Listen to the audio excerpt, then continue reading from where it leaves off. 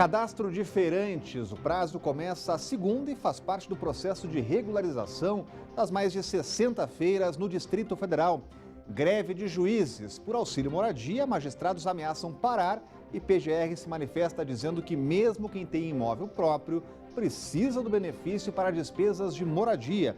Imposto de renda. Tudo o que você precisa saber para acertar as contas com o Leão a partir do dia 1º de março. Olá, eu sou Rodrigo Orengo, começa agora o Band Cidade, primeira edição.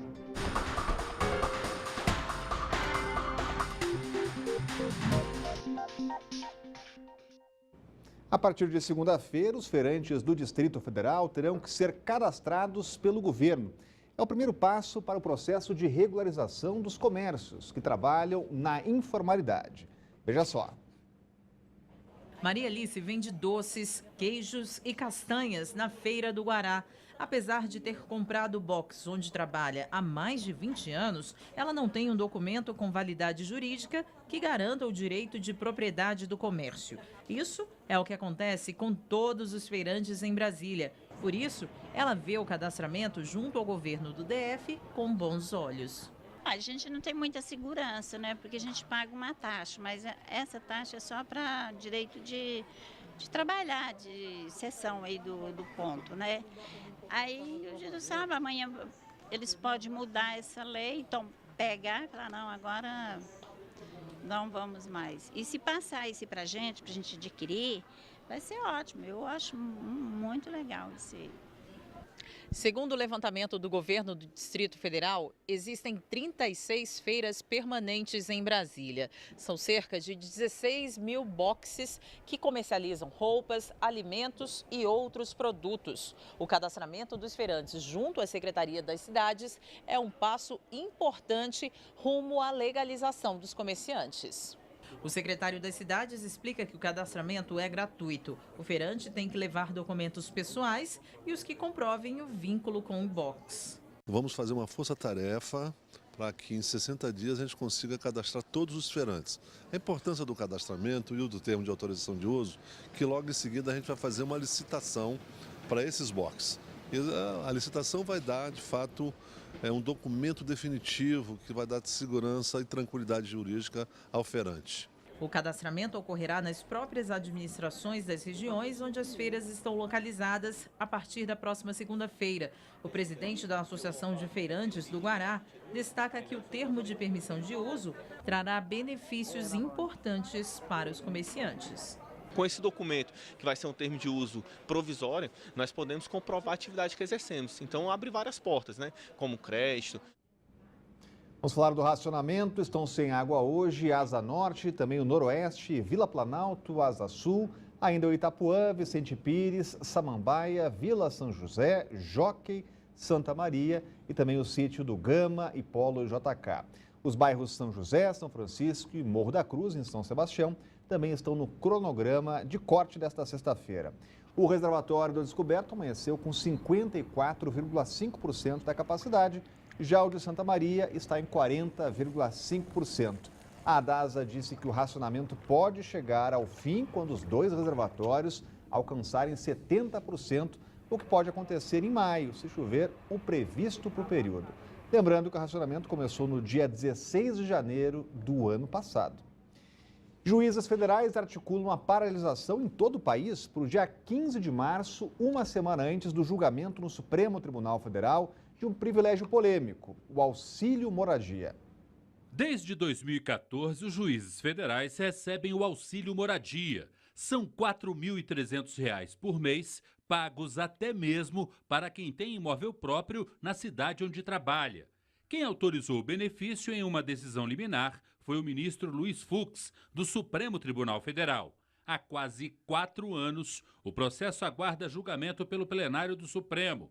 Nos últimos meses, o auxílio moradia foi alvo de muitas críticas, incluindo campanhas na internet. Eu estou fazendo esse vídeo para propor o fim do auxílio moradia para deputados, senadores e juízes. A presidente do Supremo, Carmen Lúcia, marcou para o dia 22 de março o julgamento da ação. Nesta quinta, o tema chegou a ser discutido em uma reunião entre Carmen Lúcia, a Procuradora-Geral da República, Raquel Dodge, e o presidente da Câmara dos Deputados, Rodrigo Maia. A possibilidade de perder o privilégio do auxílio moradia mobiliza os magistrados. A Associação dos Juízes Federais do Brasil, a JUF, iniciou uma consulta entre os associados. Até o dia 28, eles vão decidir se realizam ou não uma paralisação no dia 15 de março, uma semana antes do julgamento. Por telefone, o presidente da associação, Roberto Veloso, afirmou que a ideia do movimento é cobrar do Supremo o julgamento de uma outra ação que poderá decidir sobre o pagamento de todos os benefícios que os magistrados têm direito, e não apenas o auxílio moradia. Esse processo inclui também juízes estaduais e membros do Ministério Público. No dia seguinte à decisão do Supremo, a Associação dos Juízes Federais marcou uma nova assembleia para analisar o resultado do julgamento e decidir o que fazer. E a Procuradora-Geral da República, Raquel Dodge, enviou um parecer ao Supremo defendendo o auxílio moradia a integrantes do Ministério Público Federal. Para a Procuradora, mesmo os funcionários com imóvel próprio têm despesas de moradia que devem ser assumidas como obrigação pelo Estado. Sobre este assunto, a gente já está aqui com o Cláudio Humberto. Muito boa tarde, Cláudio Humberto. Agora a dúvida é se o contribuinte também não tem despesa com a moradia. Pois é, será que o Estado não terá obrigações com o contribuinte que sustenta tudo isso, né? O fato é que os defensores, alguns defensores, pessoas inclusive que todos admiramos tanto, defendem o auxílio moradia, que é um privilégio que transforma certos setores do serviço público verdadeiras castas privilegiadas. Eles dizem que o auxílio moradia, na verdade, é uma verba indenizatória, ou, como disse o juiz Sérgio Moro, uma compensação pela falta de reajustes que eles consideravam, que os magistrados consideravam ou consideram justos. Então se muda de nome, não se chama de auxílio moradia aquilo que não é auxílio moradia. Mas o problema também, seja qual for a denominação, é a suspeita de que é uma burla à regra constitucional que proíbe remuneração a qualquer título superior ao salário aos vencimentos de um ministro do Supremo Tribunal Federal. Então, os penduricalhos, todos eles, todos os auxílios e benefícios e taxas e etc., estão excluídos desse cálculo para efeito de comparação ou do teto do salário do servidor público, né? E quando, na verdade, a Constituição do Brasil, como lembrou recentemente o deputado Mírio Teixeira, é escrita em português. Não precisa de tradução, nem muito menos de interpretação. Está lá, é proibido, ninguém pode receber a qualquer título mais do que o presidente, do que os ministros do Supremo Tribunal Federal, mas a quem caberá, né, afinal de contas, tomar decisão sobre isso. Serão juízes decidindo sobre regalias de juízes. Vamos ver no que é que isso vai dar. E hoje teve mais uma fase da Lava Jato nas ruas. O presidente da Federação do Comércio do Rio de Janeiro, Orlando Diniz, foi preso nesta manhã. Ele é acusado de desviar dinheiro do Sesc-Senac e também de lavar cerca de 180 milhões de reais. Voltamos ao vivo com a Renata Dourado. Vamos ao vivo com a Renata Dourado. Muito boa tarde, Renata. Lava Jato na rua, né?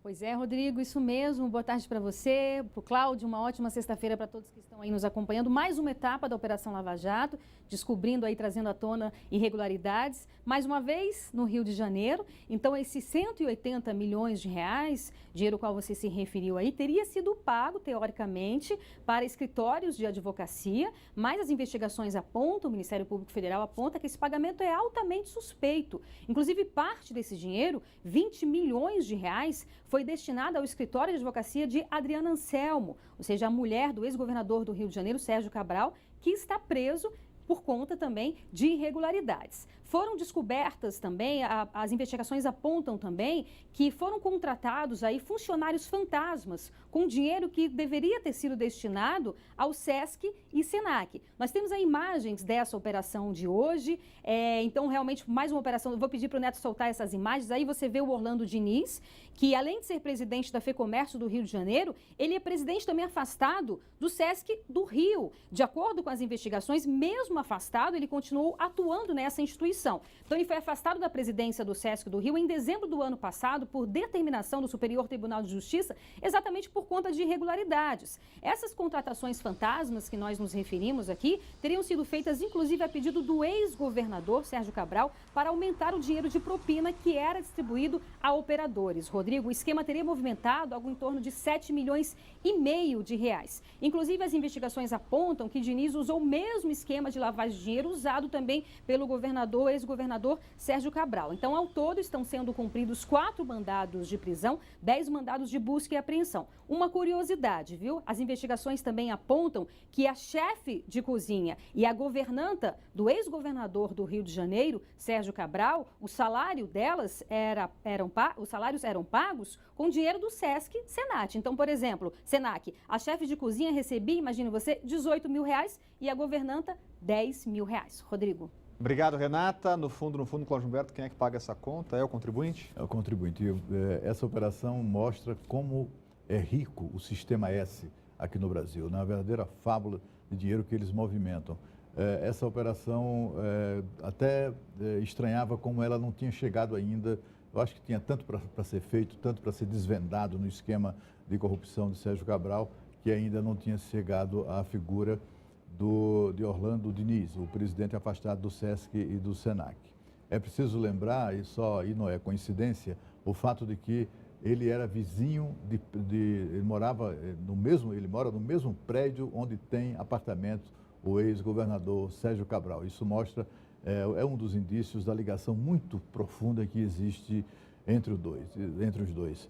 Um dos principais pontos dessa investigação é a contratação pelo Sistema S Carioca do escritório de advocacia de Roberto Teixeira, compadre e advogado do ex-presidente Lula, por 68 milhões de reais. E a seguir, todos os detalhes sobre a declaração do imposto de renda para 2018. O prazo começa em março. E o Band Cidade está voltando logo em seguida.